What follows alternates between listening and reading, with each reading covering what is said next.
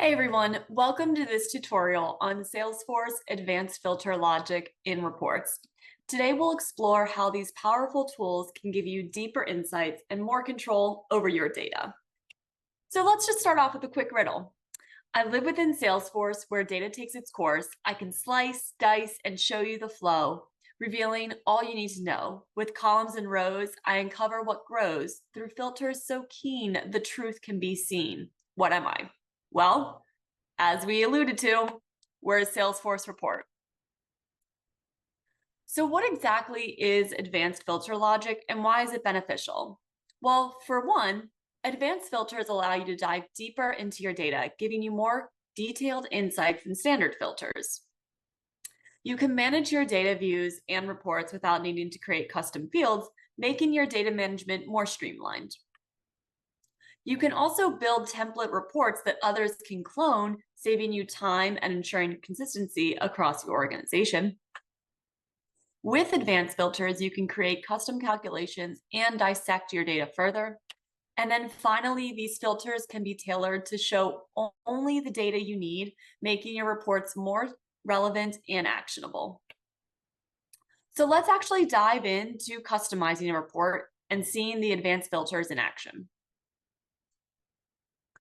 So what we have here is just a Salesforce developer instance anyone is able to generate for free. So we have a particular report, right, that's an opportunity report. So right now we don't have any advanced filter logic in place. We're just looking at all opportunities that are generated within this standard report from Salesforce. You're going to see a couple of things on the left-hand side over here. You got to have your outline and your filters.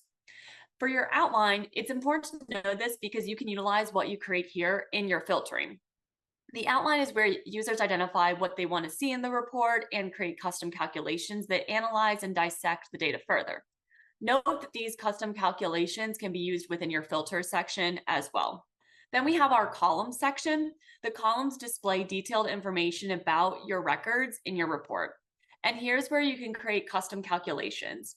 You can create a bucket column, which allows you to group your data by looking at information within your dimensions. You can create a summary level formula that allows you to sum up metrics at a grouping that you have here. So if we wanted to get all the particular count of information at a particular stage, we could do that here. And then we have our row level filters. And row level filters can be used in your filtering logic. So for example, we actually have a row level filter right here, which is looking at the opportunity velocity by taking the close date and subtracting it from the created date. So if we then navigate over to the filter section, this is going to customize what data actually appears in our report.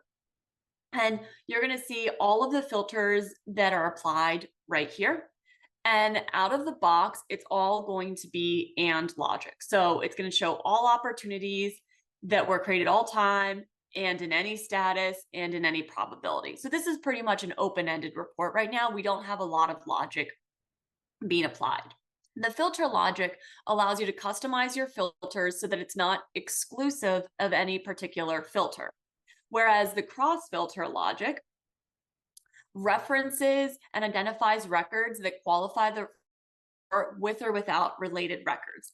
So for example, we could look particularly at maybe opportunities that have contact roles or do not have contact roles, and that would apply a specific set of context to the report. So this is really useful if you want to represent or filter down your report to reference objects that are connected to the opportunity object. So let's talk about actually utilizing the filter logic here. So for example, if I wanted to look at all opportunities that were created all time but closed next year, or sorry, that closed, cancel this one out for a second, that had a close date in 2025, so I would do close date is relative date. I'm going to use relative date and do next year. And let's just say we wanted to look at them being created in the current fiscal year. So I want to know that they were created this year, but closed next year.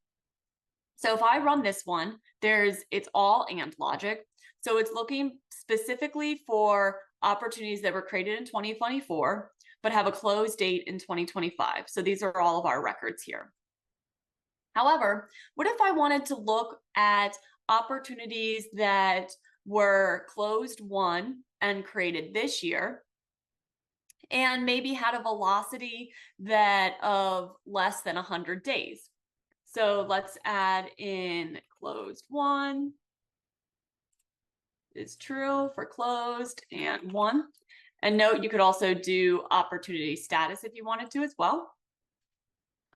And the velocity was less than 100. And so now you can see that we can actually utilize that custom calculation that we made in the report to use in our filter logic here. So again, this is looking at opportunities that were created this year that are closed won and that they have an opportunity velocity less than 100 days. It is still all AND logic. So we only get one opportunity here. However, what if I wanted to find opportunities that are closed won? They have an opportunity velocity of less than 100 days, or the opportunity velocity is greater than 100 days, then what we can start to utilize is our filter logic. So we can start to use advanced logic here to use that OR criterion here. So let's actually simplify this down a little bit further. So we want to specifically look at opportunities that were created this year with a stage of closed won, where the velocity is less than 100 days. So we're just going to put this in order of what we're looking for. Op velocity, and it states that it's a row level formula, is less than 100 days or is greater than 200 days. Now, if we don't apply anything else here, this is going to look for an opportunity velocity being less than 100 days and greater than 200 days. So this shouldn't come up with any records because it's not possible to have two different types of velocity numbers. So what we actually need to do is go back and edit. So what we want to do is we want to apply filter logic here so that we can look at less than 100 days or greater than 200 days. So we're going to apply the filter logic and it will automatically apply but you have the capability to fix it in here to add in any additional logic or advanced criteria. So what we're looking to do is looking at opportunities that are closed won, and the opportunity velocity is less than 100 days or greater than 200 days. So now we're going to apply that and we'll run it. And you can see now that it pulled all of the closed won opportunities, and it specifically pulled in any opportunity that the velocity was greater than 200 but less than 100. And so now we have 18 opportunities that hit that criteria. Mastering advanced filter logic in Salesforce reports empowers you to gain a deeper insight, control your data without custom fields, and build reusable templates. It's a powerful way to ensure that your reports are as informative and useful as possible. So thanks for watching and happy reporting.